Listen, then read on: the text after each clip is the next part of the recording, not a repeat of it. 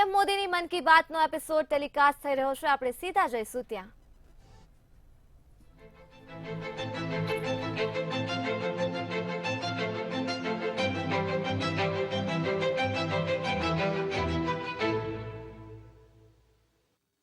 मेरे प्यारे देशवासियों, नमस्कार। मन की बात में एक बार फिर मेरे सभी परिवारजनों का स्वागत है। आज एक बार फिर बात होगी देश की उपलब्धियों की, देश के लोगों के सामूहिक प्रयासों की। 21वीं सदी के भारत में कितना ही कुछ ऐसा हो रहा है जो विकसित भारत की नींव मजबूत कर रहा है। जैसे इस 23 अगस्त को ही हम सब देशवासियों ने पहला नेशनल स्पेस डे मनाया। मुझे विश्वास है कि आप सबने इस दिन को सेलिब्रेट किया होगा। एक बार फिर चंद्रयान 3 की सफलता का जश्न मनाया होगा। पिछले वर्ष इसी दिन चंद्रयान 3 ने चांद के दक्षिणी हिस्से में शिव शक्ति पॉइंट पर सफलतापूर्वक लैंडिंग की थी। भारत इस गौरवपूर्ण उपलब्धि को हासिल करने वाला दुनिया का पहला देश बना। साथियों, देश के युवाओं को स्पेस सेक्टर रिफॉर्म से भी काफी फायदा हुआ है। इसलिए मैंने सोचा कि क्यों ना आज मन की बात में स्पेस सेक्टर से जुड़े अपने कुछ युवा साथियों से बात की जाए। मेरे साथ बात करने के लिए स्पेस टेक स्टार्टअप गैलेक्स आई की टीम जुड़ रही है। इस स्टार्टअप को आईआईटी मद्रास के एलुमनाई ने शुरू किया था। ये सारे नौजवान आज हमारे साथ फोन लाइन पर मौजूद है। सुयश, डेनिल, रक्षित, किशन और प्रणीत। आइए इन युवाओं के अनुभवों को जानते हैं। हेलो। Hello hello. नमस्ते जी। नमस्कार सर। अच्छा साथियों, मुझे ये देखकर खुशी होती है कि आईआईटी मद्रास के दौरान हुई आपकी दोस्ती आज भी मजबूती से कायम है।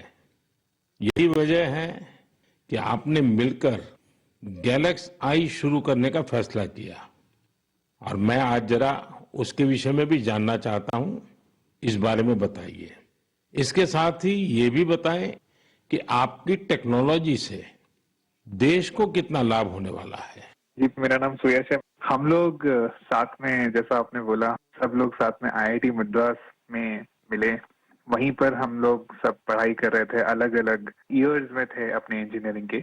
और उसी वक्त हम लोगों ने सोचा कि एक हाइपरलूप नाम का एक प्रोजेक्ट है जो हम लोग चाहते थे साथ में करेंगे। उसी दौरान हमने एक टीम की शुरुआत की, उसका नाम था आविष्कार हाइपरलूप, जिसको लेकर हम लोग अमेरिका भी गए। उस साल हम एशिया की इकलौती टीम थी जो वहां गई और हमारे देश का जो झंडा है उसको हमने फहराया। और हम टॉप 20 टीम्स में से थे जो out of around 1500 teams around the world. चलिए, आगे सुनने से पहले इसके लिए तो बधाई दे दूं मैं। बहुत बहुत धन्यवाद आपका। उसी उपलब्धि के दौरान हम लोगों की दोस्ती काफी गहरी हुई और इस तरीके के कठिन प्रोजेक्ट्स और टफ प्रोजेक्ट्स को करने का कॉन्फिडेंस भी आया। और उसी दौरान स्पेसएक्स को देख के और स्पेस में जो आपने जो ओपन अप किया एक प्राइवेटाइजेशन को, जो 2020 में एक लैंडमार्क डिसीजन भी आया, उसको लेकर हम लोग काफी एक्साइटेड थे। और मैं रक्षित को इनवाइट करना चाहूंगा बोलने के लिए कि हम क्या बना रहे हैं और उसका फायदा क्या है। जी, तो मेरा नाम रक्षित है और इस टेक्नोलॉजी से हमको कैसे लाभ होगा मैं इसका उत्तर दूंगा। रक्षित, आप उत्तराखंड में कहाँ से हैं? सर, मैं अल्मोड़ा से हूँ। तो वो बाल मिठाई वाले हैं आप? जी सर, बाल मिठाई हमारी फेवरेट है। वो हमारा जो लक्ष्य सेन है ना, वो मेरे लिए रेगुलरली बाल मिठाई खिलाता रहता है मुझे। हाँ रक्षित, बताइए। तो हमारी जो ये टेक्नोलॉजी है, ये अंतरिक्ष से बादलों के आर पार देख सकती है और ये रात्रि में भी देख सकती है। तो हम इससे देश के किसी भी कोने के ऊपर रोज एक साफ तस्वीर खींच सकते हैं। और ये जो डेटा हमें आएगा, इसका उपयोग हम 2 क्षेत्रों में विकास करने के लिए करेंगे। पहला है भारत को अत्यंत सुरक्षित बनाना। हमारे जो बॉर्डर्स हैं और हमारे जो ओशंस हैं, सीज हैं, उसके ऊपर रोज हम मॉनिटर करेंगे और एनिमी की एक्टिविटीज को मॉनिटर करेंगे और हमारी आर्म्ड फोर्सेस को इंटेलिजेंस प्रोवाइड करेंगे। और दूसरा है भारत के किसानों को सशक्त बनाना। तो हमने ऑलरेडी एक प्रोडक्ट बनाया है भारत के झींगा किसानों के लिए, जो अंतरिक्ष से उनके पॉन्ड्स के पानी की क्वालिटी मेजर कर सकता है 1/10 ऑफ द करंट कॉस्ट में। और हम चाहते हैं आगे जाते हुए हम दुनिया के लिए best quality satellite images generate करें और जो ग्लोबल इश्यूज हैं, ग्लोबल वार्मिंग जैसे, इससे लड़ने के लिए हम दुनिया को best quality satellite data provide करें। इसका मतलब हुआ कि आपकी टोली जय जवान भी करेगी, जय किसान भी करेगी। जी सर, बिल्कुल। साथियों, आप इतना अच्छा काम कर रहे हैं, मैं ये भी जानना चाहता हूं कि आपकी इस टेक्नोलॉजी का प्रिसीजन कितना है? सर, हम लेस देन 50 सेंटीमीटर के रेजोल्यूशन तक जा पाएंगे और हम एक बार में approximately more than 300 square kilometre area को इमेज कर पाएंगे। चलिए, मैं समझता हूं कि ये बात जब देशवासी सुनेंगे तो उनको बड़ा गर्व होगा, लेकिन मैं एक और सवाल पूछना चाहूंगा। जी सर। स्पेस इकोसिस्टम बहुत ही वाइब्रेंट हो रहा है। अब आपकी टीम इसमें क्या बदलाव देख रहे हैं? मेरा नाम किशन है। हमने ये गैलेक्साई शुरू होने के बाद से ही हमने इन स्पेस आते हुए देखा है और काफी सारे पॉलिसीज आते हुए देखे हैं, ये जैसे कि geo spatial data policy and Indian space policy. और हमने पिछले 3 साल में काफी बदलाव आते हुए देखा है और काफी प्रोसेसेस और काफी इंफ्रास्ट्रक्चर और काफी फैसिलिटीज इसरो के ये अवेलेबल और काफी अच्छे तरीके से हुए हैं। जैसे कि हम इसरो में जाके टेस्टिंग कर सकते हैं हमारे हार्डवेयर का, ये काफी आसान तरीके से अभी हो सकता है। 3 साल पहले वो प्रोसेसेस उतने नहीं थे और ये काफी हेल्पफुल रहा है हमारे लिए और काफी और स्टार्टअप्स के लिए भी। और रीसेंट एफडीआई पॉलिसीज की वजह से और ये फैसिलिटीज अवेलेबिलिटी की वजह से और स्टार्टअप्स को आने के लिए काफी इंसेंटिव है और ऐसे स्टार्टअप्स आके काफी इजीली और काफी अच्छे से डेवलपमेंट कर सकते हैं ऐसी फील्ड में जिसमें यूजुअली डेवलपमेंट करना बहुत कॉस्टली और टाइम कंज्यूमिंग रहता है। बट करंट पॉलिसीज और इन स्पेस के आने के बाद काफी चीजें आसान हुई है स्टार्टअप्स के लिए। मेरे मित्र डेनियल चावड़ा पे इस पे कुछ और बोलना चाहेंगे। डेनियल बताइए। सर, हमने एक और चीज ऑब्जर्व किया है। हमने देखा है कि जो इंजीनियरिंग के छात्र हैं उनकी सोच में बदलाव देखा है। वो पहले बाहर जाके हायर स्टडीज परस्यू करना चाहते थे और वहाँ काम करना चाहते थे और स्पेस डोमेन में, बट अब क्योंकि इंडिया में स्पेस इकोसिस्टम बहुत अच्छी तरीके से आ रहा है तो इस कारण वो लोग इंडिया वापस आके इस इकोसिस्टम के पार्ट बनना चाहते हैं। तो ये काफी अच्छा फीडबैक हमें मिला है और हमारे खुद की कंपनी में कुछ लोग वापस आके काम कर रहे हैं इसी वजह से। मुझे लगता है कि आपने दोनों जो पहलू बताए हैं, किशन ने और डेनियल दोनों ने, मैं जरूर मानता हूं कि बहुत से लोगों का इस तरफ ध्यान नहीं गया होगा कि एक क्षेत्र में जब रिफॉर्म होता है तो रिफॉर्म का कितने मल्टीपल इफेक्ट्स होते हैं, कितने लोगों का लाभ होता है। और जो आपके वर्णन से, और क्योंकि आप उस फील्ड में हैं तो आपको ध्यान में जरूर आता है और आपने ऑब्जर्व भी किया है कि देश के नौजवान अब इस फील्ड में यहीं पर अपना भविष्य आजमाना चाहते हैं, अपने टैलेंट का उपयोग करना चाहते हैं। बहुत अच्छा ऑब्जर्वेशन है आपका।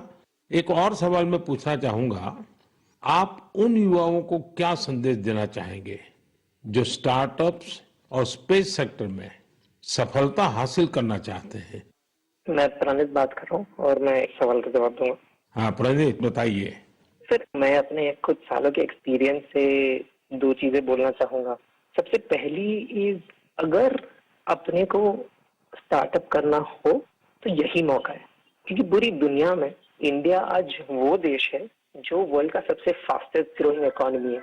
और इसका मतलब ये हुआ कि अपने पास अपॉर्चुनिटी बहुत ज्यादा है। जैसे मैं 24 साल की उम्र में ये सोच के प्राउड फील करता हूँ कि अगले साल हमारी एक सैटेलाइट लॉन्च होगी जिसके बेसिस पे अपनी गवर्नमेंट कुछ मेजर डिसीजंस लेगी और उसमें हमारा छोटा सा एक कंट्रीब्यूशन है, ऐसे कुछ नेशनल इम्पैक्ट की प्रोजेक्ट्स पे काम करने को मिले, ये ऐसी इंडस्ट्री और ये ऐसा टाइम है, गिवन कि ये स्पेस इंडस्ट्री आज अभी तो स्टार्ट हो रही है। तो मैं अपने युवा दोस्तों को यही बोलना चाहूंगा कि ये अपॉर्चुनिटी ना सिर्फ इम्पैक्ट की बट ऑल्सो उनके खुद के फाइनेंशियल ग्रोथ की और एक ग्लोबल प्रॉब्लम सॉल्व करने की है।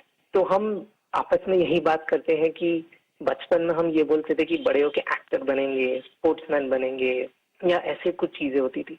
बट आज अगर हम ये सुने कि कोई बड़ा होके ये बोलता है कि मुझे बड़ा होके एंटरप्रेन्योर बनना है, स्पेस इंडस्ट्री में काम करना है, ये हमारे लिए बहुत प्राउड मोमेंट है कि हम इस पूरे ट्रांसफॉर्मेशन में एक छोटा सा पार्ट प्ले कर पाए। साथियों, एक प्रकार से प्रणीत, किशन, डेनिल, रक्षित, सुयस, जितनी मजबूत आपकी दोस्ती है उतना ही मजबूत आपका स्टार्टअप भी है। तभी तो आप लोग इतना शानदार काम कर रहे हैं। मुझे कुछ साल पहले आईआईटी मद्रास जाने का अवसर मिला था और मैंने उस संस्थान के एक्सेलेंस को खुद अनुभव किया है। और वैसे भी आईआईटी के संबंध में पूरे विश्व में एक सम्मान का भाव है और वहां से निकलने वाले हमारे लोग जब भारत के लिए काम करते हैं तो जरूर कुछ न कुछ अच्छा कंट्रीब्यूट करते हैं। आप सभी को और स्पेस सेक्टर में काम करने वाले दूसरे सभी स्टार्टअप्स को मेरी बहुत बहुत शुभकामनाएं हैं। और आप पांचों साथियों से बात करके मुझे बहुत अच्छा लगा। चलिए, बहुत बहुत धन्यवाद दोस्तों। Thank you so much. मेरे प्यारे देशवासियों, इस साल मैंने लाल किले से बिना पॉलिटिकल बैकग्राउंड वाले 1 लाख युवाओं को पॉलिटिकल सिस्टम से जोड़ने का आह्वान किया है। मेरी इस बात पर जबरदस्त प्रतिक्रिया हुई है। इससे पता चलता है कि कितनी बड़ी संख्या में हमारे युवा राजनीति में आने को तैयार बैठे हैं। बस उन्हें सही मौके और सही मार्गदर्शन की तलाश है। इस विषय पर मुझे देश भर के युवाओं के पत्र भी मिले हैं। सोशल मीडिया पर भी जबरदस्त रिस्पांस मिल रहा है। लोगों ने मुझे कई तरह के सुझाव भी भेजे हैं। कुछ युवाओं ने पत्र में लिखा है कि उनके लिए वाकई अकल्पनीय है दादा या माता पिता की कोई राजनीतिक विरासत नहीं होने की वजह से वो राजनीति में चाहकर भी नहीं आ पाते थे।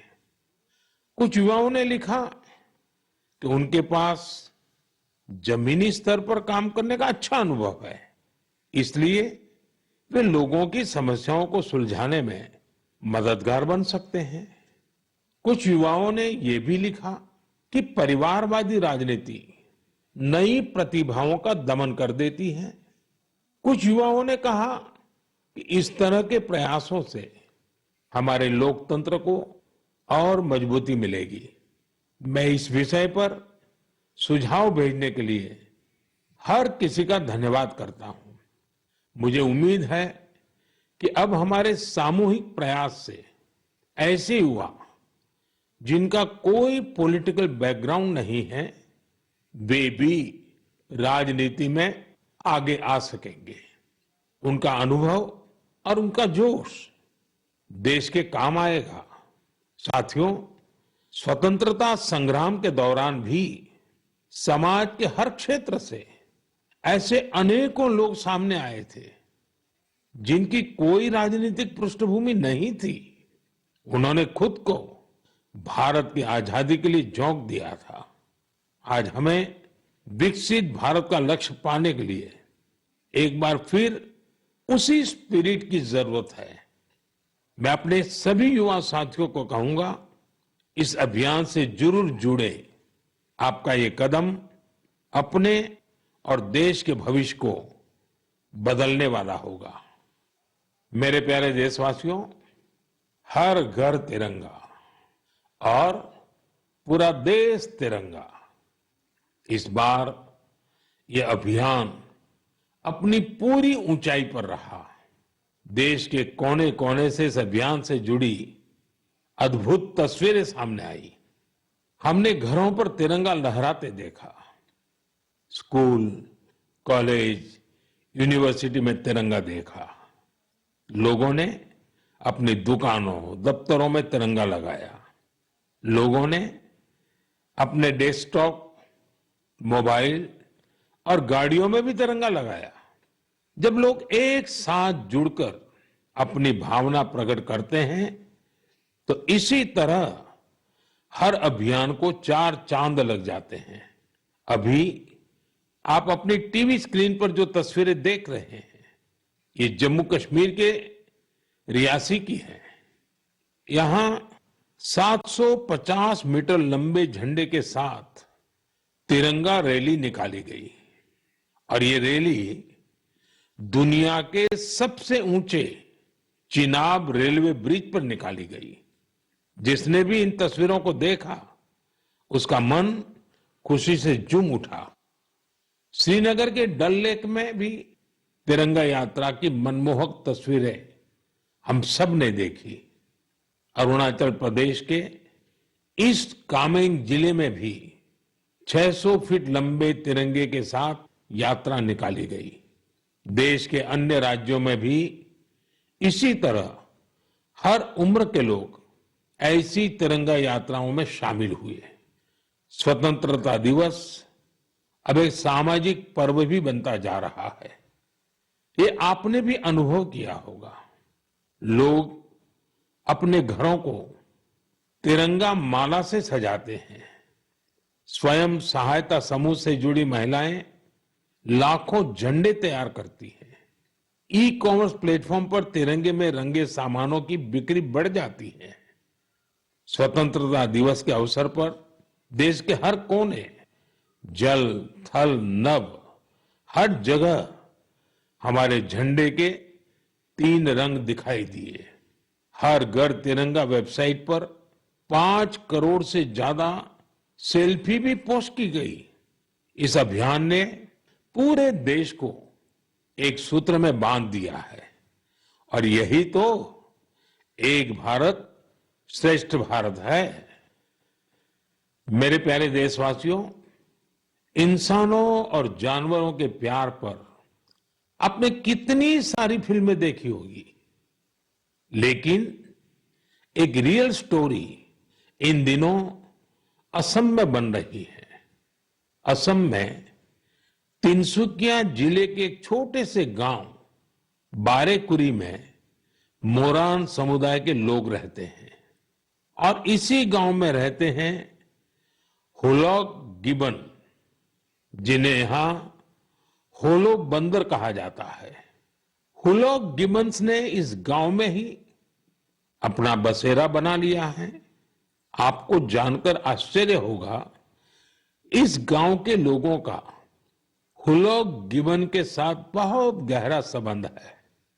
गांव के लोग आज भी अपने पारंपरिक मूल्यों का पालन करते हैं, इसलिए उन्होंने वो सारे काम किए जिससे गिबन्स के साथ उनके रिश्ते और मजबूत हो।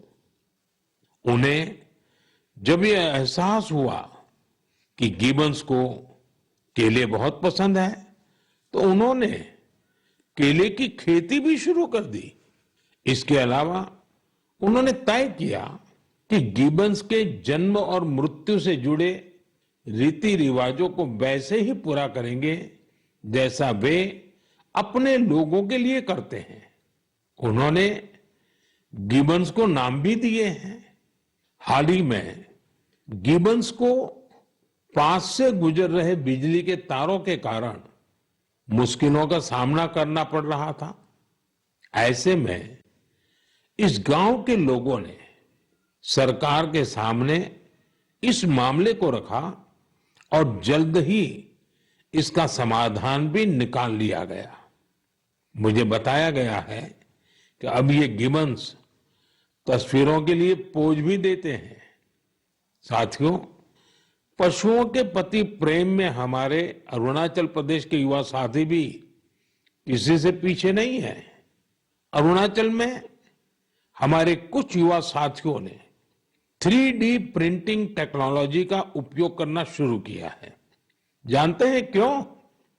क्योंकि वो वन्य जीवों को सींगों और दांतों के लिए शिकार होने से बचाना चाहते हैं।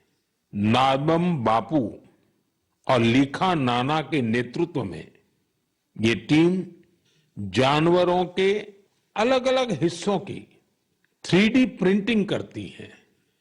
जानवरों के सींग हो, दांत हो, ये सब 3D प्रिंटिंग से तैयार होते हैं।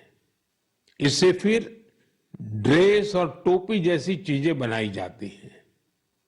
ये गजब का अल्टरनेटिव है जिसमें बायोडिग्रेडेबल मटेरियल का उपयोग होता है। ऐसे अद्भुत प्रयासों की जितनी भी सराहना की जाए कम है। मैं तो कहूंगा अधिक से अधिक स्टार्टअप्स इस क्षेत्र में सामने आए ताकि हमारे पशुओं की रक्षा हो सके और परंपरा भी चलती रहे। मेरे प्यारे देशवासियों, मध्य प्रदेश के जाबुआ में कुछ ऐसा शानदार हो रहा है जिसे आपको जरूर जानना चाहिए। वहां पर हमारे सफाई कर्मी भाई बहनों ने कमाल कर दिया है। इन भाई बहनों ने हमें वेस्ट टू वेल्थ का संदेश सच्चाई में बदल कर दिखाया है।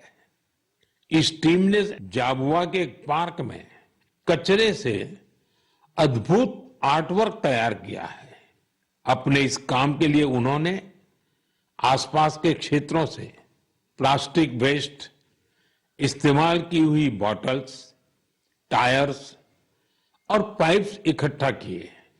इन आर्ट वर्क्स में हेलीकॉप्टर, कार और तोपे भी शामिल हैं। खूबसूरत हैंगिंग फ्लावर पॉट्स भी बनाए गए हैं। यहां इस्तेमाल किए गए टायरों का उपयोग आरामदायक बेंच बनाने के लिए किया गया है। सफाई कामगारों की इस टीम ने रिड्यूस, रीयूज और रिसाइकल का मंत्र अपनाया है। उनके प्रयासों से पार्क बहुत ही सुंदर दिखने लगा है। इसे देखने के लिए स्थानीय लोगों के साथ ही आसपास के जिलों में रहने वाले भी यहां पहुंच रहे हैं। साथियों, मुझे खुशी है कि आज हमारे देश में कई सारी स्टार्टअप टीम भी पर्यावरण को बढ़ावा देने के लिए ऐसे प्रयासों से जुड़ रही है। ई कॉन्शियस नाम की एक टीम है जो प्लास्टिक वेस्ट का उपयोग इको फ्रेंडली प्रोडक्ट्स बनाने में कर रही है। इसका आइडिया उन्हें हमारे पर्यटन स्थलों, विशेषकर पहाड़ी इलाकों में फैले कचरे को देख करके आया। ऐसे ही लोगों की एक और टीम ने इको कारी नाम से स्टार्टअप शुरू किया है।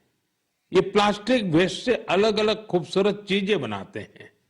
साथियों, टॉय रिसाइकलिंग भी ऐसा ही एक और क्षेत्र है जिसमें हम मिलकर काम कर सकते हैं।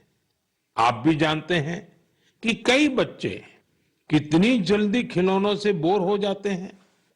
वही ऐसे बच्चे भी हैं जो उन्हीं खिलौनों का सपना संजोए होते हैं। ऐसे खिलौने जिससे अब आपके बच्चे नहीं खेलते, उन्हें आप ऐसी जगहों पर दे सकते हैं जहां उनका उपयोग होता रहे। ये भी पर्यावरण की रक्षा का एक अच्छा रास्ता है। हम सब मिलकर प्रयास करेंगे तभी पर्यावरण भी मजबूत होगा और देश भी आगे बढ़ेगा।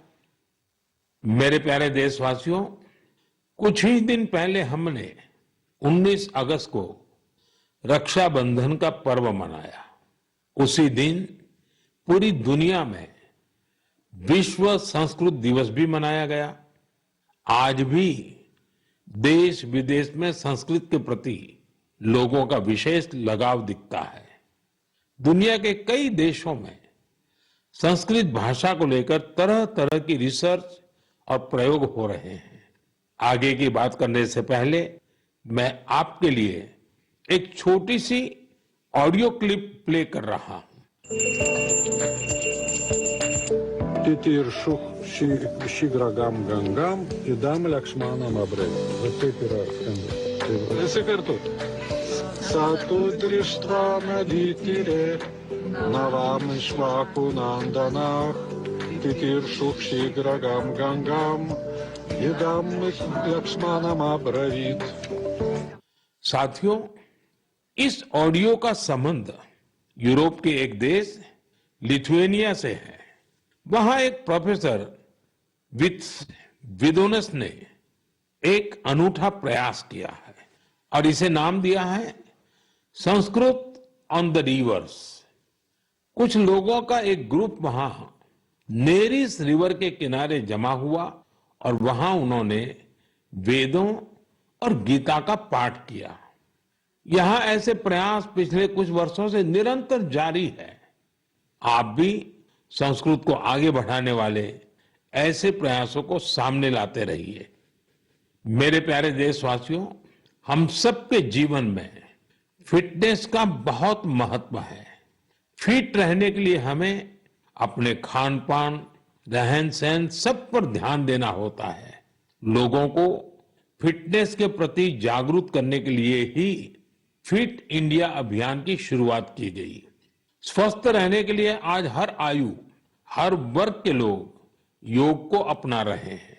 लोग अपनी थाली में अब सुपर फूड मिलेट्स यानी श्री अन्न को जगह देने लगे हैं। इन सभी प्रयासों का उद्देश्य यही है कि हर परिवार स्वस्थ हो। साथियों, हमारा परिवार, हमारा समाज और हमारा देश और इन सब का भविष्य हमारे बच्चों की सेहत पर निर्भर है और बच्चों की अच्छी सेहत के लिए जरूरी है कि उन्हें सही पोषण मिलता रहे। बच्चों का न्यूट्रिशन देश की प्राथमिकता है। वैसे तो પ્રધાનમંત્રી નરેન્દ્ર મોદી દ્વારા 113મી વખત મન કી બાતનો એપિસોડમાં તેઓએ દેશભરને સંબોધિત કર્યા છે અને અનેક વિવિધ મુદ્દાઓ પર ચર્ચા કરી છે।